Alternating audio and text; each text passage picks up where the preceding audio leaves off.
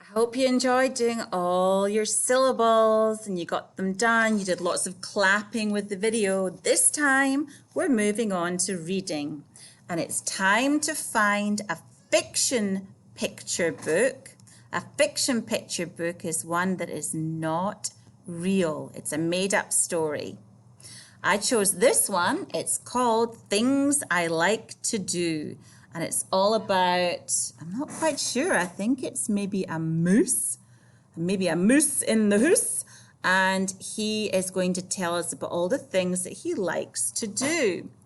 If you don't have a book, you can use the read aloud video in one of the next slides. But in this book, or the book that you're going to read, you're going to look at the beginning, the middle, and the end of the story. That's what we're thinking about today. The beginning, the middle, and the end. And if you look at this slide, it tells you it's a bit like a roller coaster. You've got the beginning, the middle, and an end.